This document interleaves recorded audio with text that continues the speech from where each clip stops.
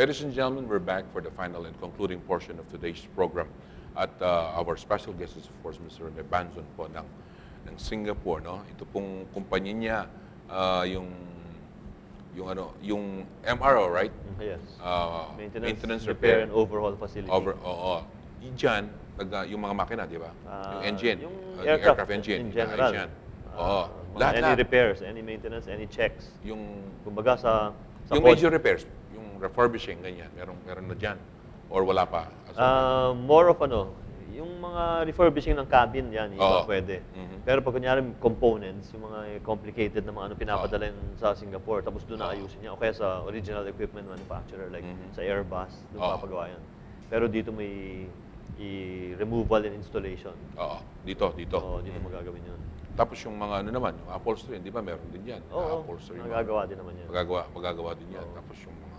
Kasi like ngayon, meron kaming mga 3 aircraft na ang tawag doon, de-lease. Okay. Linilize yan ng airline for, let's say, 5 years. Tapos after, isusoli na sa lessor. Kailangan balik mo sa old, niya. Almost. After the lease? Oo. So yung mga... Yung condition when you got it? Yes, almost naman. Almost. So kailangan everything working, everything, pati yung mga cabin, mukhang bago na naman kasi ililipat na naman ito another lessor. So yan, may major mga ganyan trabaho. Months minsan inaabot yan. Okay. So yan. Ngayon meron kami 3 ginagawa. 3 Pero isa lang hangar namin. Okay. I'm sure you see the hangar, di ba? Pag nasa metro, nakikita mo. Yun ang nakikita ko, ano pang building na to? Sabi ng mga sabi nila, yun daw tallest building ngayon. Pero yung second hangar will be twice as tall. Yung what we have right now. Yung nakikita along the main road. Highway, right? Yung next one will be twice as wide and twice as tall. Tapos meron pa yung isang plano doon, di ba? Meron isang the same size across. Tapos after that, yung hangar 3 naman will be on near the one across. Pero pang A380 naman, yung biggest aircraft in the world. Yung Singapore, di ba? Nakakuha niya. Singapore Airlines, may ganyan Isa sila. sa mga unang umorder niya, di ba? I think 19 na atin ganyan. No, 11. Basta marami na. Marami ng A380. Mas mahal ba doon? Pag sumakay ka doon, mas mahal ba? Or mas marami lang kayong Pag economy, pare-pareho, di ba? Pero yung business niya, tsaka first class. Ang first class na is not called first class. Parang first class cabin or something. Cabin na kasi sa iyo. Kwarto na, hindi na upuan.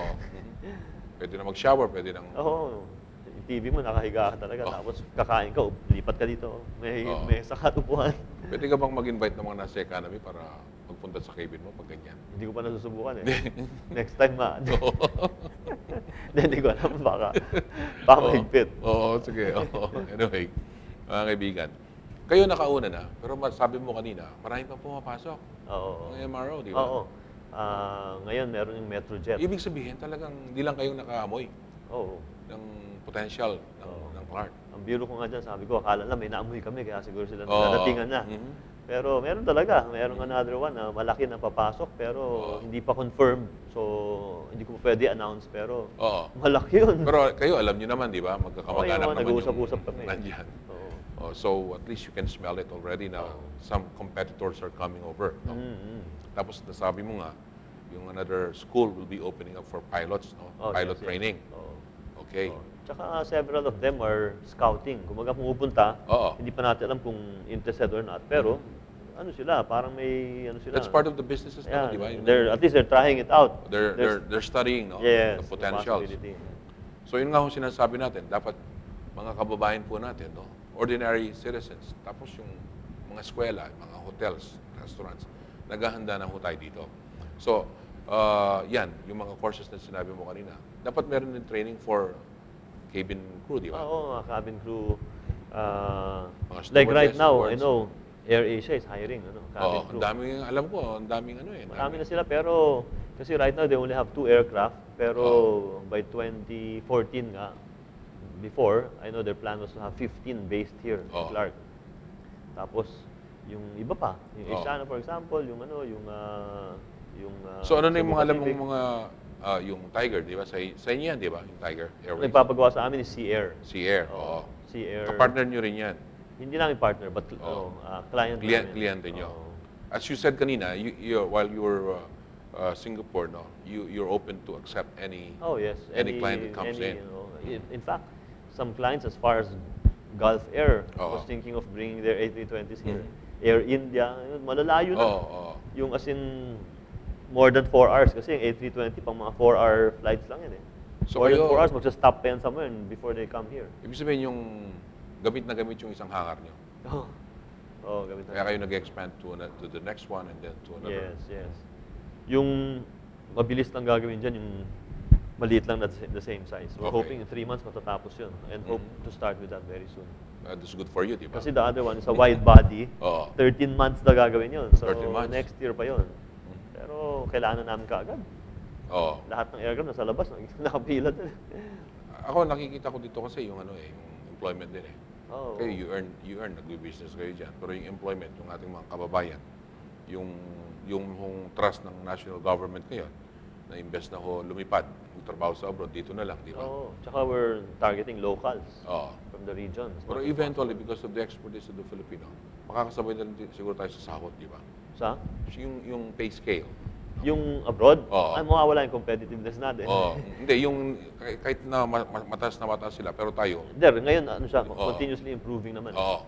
We will probably never match the Yes, rates of course. abroad. Nobody is Kasi wala tayong affected. advantage, Oo. di ba? Right now, we have that advantage of of cost Mhm. and yung skills, Mhm. tsaka yung English speaking Yung proficiency natin. No? proficiency. Pero, Yung trainability ng Pinoy, ay nako, very easily, Counted ba yan? oh, Di ba? easily adaptable, Oo. tsaka natural eh. natural, oo. Mga natural sa May diskarte. utak dito sa mga ano, Oo di nga, ba? parang eh. Kaso-kasuan. Kahit hindi nag-iisip, umaandar rin ka pa Parang, eh. yung nga mga ibang mga nationalities na sikat, kinokopya ko minsan yung mga improvement natin eh. Oo.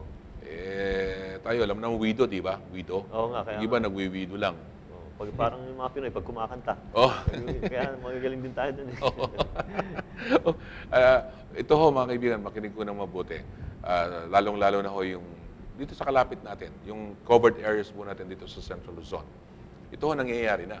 Hindi ho kwento-kwento ito, hindi ho meron hong projection dito, pero marami na hong actually na nagaganap. No? Kagaya yung Singapore, yung engineering po nila, nandito na mga kaibigan. Yun nga sinasabi dito ni Mr. Rene, na nasa expansion mode sila at dumadating pa ho yung iba. So yung mga estudyante dyan, yung mga nag-iisip na yung white-collar jobs, no? Puro accountant, puro lawyers or ganyan, kailangan, ito 2 years, pwede ka na magtrabaho. No? Oo. 2 years, ano ka na, qualified ka na. Qualified na kagad. Oo. Pero siyempre may training ka pa, pero kahit Oo. na. Tapos ka na mag-aral. Oh, Libre at na saka yung training mo kumikita eh. yung training mo, di ba? Meron may ng sweldo na yun. Oh, may sweldo na yan. Mga Sweldo na yung training na yun. So, invest na puro ka sa classroom. Ito, actual na ho yan nangyayari. And you are already doing that right now. Yeah.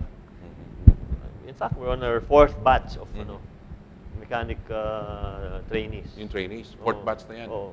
Yung first 2 batches, tag-30 eh. Yung last 2 were tag-15. Okay.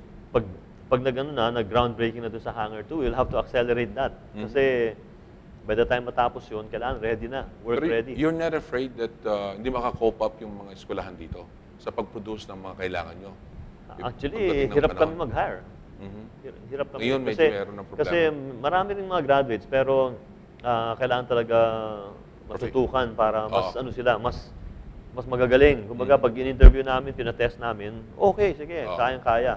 Kasi our experience for the first few years, pag interview namin, medyo hirap sila. Mhm. So ngayon, talagang we're looking forward to the improvements that are Okay. being implemented. Pero makakayanan ba naman ang estudyante yan? Oo, right Yung- now. yung- Pero in the near future, magkukulang yan. Oo. Mag-hire na tayo outside of the area kung Oo. hindi kakayanin ng mga students from Oo. within. Mhm. So, yung mga job fair na Angeles- ganyan, useful yan. Angeles, Pampanga ho, San Fernando, Tarlac.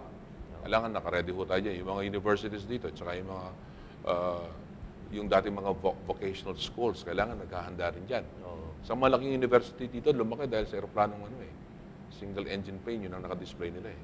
Ngayon, big university na sila. Dati, Institute of Technology, tapos puro nag-university, di ba? Siguro babalik tayo dun sa VocTech Oo. education, di ba? Oo, I guess.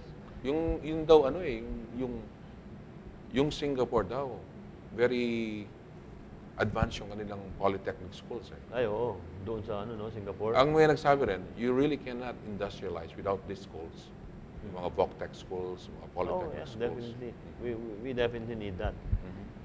In fact, in Singapore, very strict sila. Originally, they wanted 4-year course. Mhm. Kasi yung Oo. mga, graduates na doon, puro Oo. ganun eh. Mhm. Pero ngayon nakikita nila yung 2 years natin, magagaling naman pala, pwede na. Oo. So, open na kami doon sa mga Oo, 2 kasi years. yung makina, yan naman yung makina, di ba? Tsaka ano sila 2 years kang hands-on eh. Oo. Yung mga 4-year course, marami ng halo mga general. Pero, Oo. ano pa rin yun? Eventually, pag patagalan sila, Oo. yung mga manager positions might Oo. make use of the 4-year course 4-year graduates. Pero kung yung mga mechanic positions na gusto mo maging ano, yung nagtatrabaho na kagad lahat, yung 2 years is Pero yung good mga enough. courses na yan, yung sa mechanics, pwede naman ladderize yan, di ba? Oo. Maging They can 4 finish years. the 2-year course, start working, and then Oo. merong schools dito na they offer continuation to the BS on Oo. Saturdays, Mhm. evenings. Which is Actually, okay, pag kausap ko na kumikita rin ka. yung mga schools na yun eh. So, you went as far as that, ha? Oo naman, para, Sigurado yung mga di ba? tinitrain nyo rin, no? Oo, kasi ano eh, eventually, baka Oo. qualified to become a manager, di, Tama, ay oo. requirement namin, kailangan ano eh, di ba, yung 4-year course for that. Okay. Just for the manager position. Okay, so, Mr. Rene, no? Bago tayo magtapos, sabihin mo yung potential na nakikita mo dito sa Clark muna, tsaka sa buong bansa natin, dito sa industriyang ito. Okay. Basta ako, I always tell these colleges that I talk to na I anticipate a boom, particularly here in Clark, not only in the Philippines, but in Clark in terms of aviation. Simply because of all the numbers that are coming up, all the airlines are growing, experiencing growth. Our tourism target is 10 million by 2016. I think is very, very attainable. That tourism target is directly related to aviation, and aviation is vice versa, also supporting tourism. Oo. Everybody is pointing towards that direction, and Clark itself, a lot of people are talking about Clark. I think the growth here will be even faster than the growth of the Philippines in terms of aviation, because of the direction towards what they want to do with Clark. It will, short-term wise, probably it's a low-cost carrier hub. Yes. Probably a Short-term low-cost yan. carrier terminal, oo, and an expansion of the present terminal. But long-term wise, kasi this is the only place where you can really expand in terms of number of flights, freighter flights, mga ganyan. Dito rin lilipat lahat yan. Oo. Pag nagawa yung link, yung Yes. NLEX, SLEX, for example, yung train, I don't know, kailan, pero Pero kung nagawa kailangan din lahat yun, di yan, ba? oo, kailangan yan. Pag nalagay lahat yan, ako, Oo. wala ka na, wala Yun na, nang di ba? atrasan talaga, ano na yan. Okay, Sobrang mga ano na. kababayan natin, wala na tayong mabibili lupa dito. Nako, bumili na kayo ngayon. Oh. Hindi ho biro yan. Hindi talaga. Hindi ho biro yan. Dati, nakakabili ka, mura-mura pa dito ng property, no? Mga properties. Pero ngayon ho, puro foreigners ang nakakabili. Oo. Oo, mas masama dyan. Yung foreigners, mas nauuna pang nakakaamoy sa potential ng Clark, di ba? Siguro Kaya nga. siguro yung mga local guys, local businessmen, they band themselves together to form. Actually, if you notice recently, ano, 'di ba? Merong lahat ng mga conglomerates in the Oo. Philippines, parang nakakaamoy na, gusto ng a small piece of the Oo, pie oo. here, eh, 'di ba? Yung mga Narinig big mo na players, yung di mga ba? Ayala, mga Mega Oo. Pearl, yung mga ganyan, isa-isa. So, malapit na 'yan. Pag yan ho, na nagpupuntahan na, yan na talaga yung mga ano. Oo, nako. Yun na yung big time. Kaya kailangan, yung mga local boys yan, mag-conglomerate na rin tayo. Oo, nako. Baka mapag-iwanan ho tayo. Puro, Dapat may local Oo. Dapat. business mogul dito na magano rin, oo. ano? Dapat may mangunan yan, di ba? Yung mga bagay na ganyan, mga kaibigan. Yeah, yung mga locators, they're doing the right thing for being here. Oo, yung mga Kasi- locators, alam na alam yung nangyayari, no? Oo, nako. Ito si, si Mr. Rene dito, is also with SILA, no? You're the Yeah. Executive Vice President now, or? No, I'm the vice chair. Vice Chair, okay. At tumatanggap ka rin ng mga sa mga schools pag may nag-aaya sa'yo para maging speaker ka, gano'n? Oo. Yung ano yun eh, usually sa graduation nila. Oo. Sa ako yung guest speaker. This Kasi year twice. importante ho, merong kagaya ni Mr. Rene dito, here, Mr. Banzer, no? Na di man siya taga dito, pero very bullish ho about the potentials po ng Clark at saka ng industriyang ito. Kasi if you notice nga, I mentioned 2003, Oo. we pushed to open Asiana here when Oo. nothing was happening here. Oo. Di ba? When only the birds, sabi nga natin, were Oo. flying, no? Meron akong Korean best friend nun na sabi sa akin, why don't you open in Clark? Bigla pinag-isipan namin, pinag-usapan namin ng regional manager ng Koreano. Next thing I know, all out na kami. Oo. October 31, we opened the first flight. Oh, tapos nag-daily na kayo, di ba? Oo. Okay. Nag-11 times a week Oh, pa 11 nun eh. times a week. Tapos, Pag peak. yung atang malalaking aeroplano, may balak Merong plan, minsan pag kunyari hindi available yung narrow, pinapasok din yung wide Oo. body. Pero not on a regular basis. Pero eventually, I'm sure. At saka kayo, yung Singapore Engineering, di ba? Ang ginagawa nyo ngayon, mga narrow lang, o pati na yung mga wide. Narrow pa lang. Yung hangar namin is for narrow Pero yung body. expansion nyo, pati hanggang sa Wide. A380, Hanggang di ba? A380. No? 777. Yung nagpunta dito, bumisita, pag nag-landing. sa ano ho yan, pag sa NAIA, mga kaibigan, Masikip. masikip, tsaka yung mga squatter, yung bubong nila, naapekto.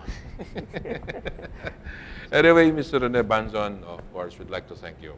Okay. You have, alam ko, importante, marami kang ginagawa, pero kasi pag kayo na nagsasalita, no, na you're not from here, but you're in the industry, and then you talk about the potential of Clark, mas, yun nga, pagpasok lang ho ng Singapore dito, mga kaibigan, ang dami na hong, yung pag-amoy nila, akala nila nakaamoy nga, inaamoy na rin yung inamoy nila. Nakakahawa. Di ba? So, everybody, sabi rin niya, the big players are coming over. So, talagang paghandaan na po natin yan.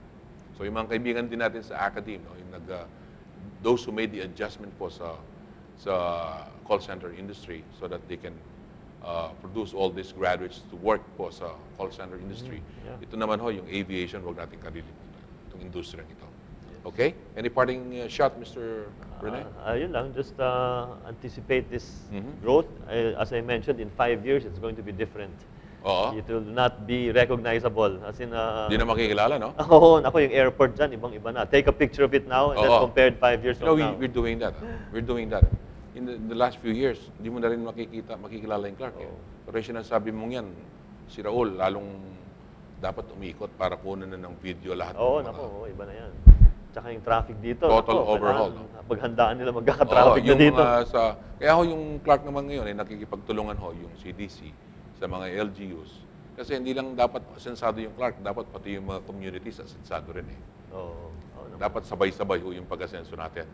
Mga yung mabalak at magiging syudad na ho, mga kaibigan. But that's another story. So again, Mr. Rene Banzon, thank you very much. Okay. Maraming salamat, ha? Very good to be here. Okay, yun po mga kaibigan. Hopefully, you took the cue para ho pag lumipad na, kasama ho tayong lahat sa lipad sa flight, mga kaibigan. Have a nice day. Ito po yung lingkod, Sunny Lopez, sa inyong programa, ang Aksyon Central Luzon. Special edition.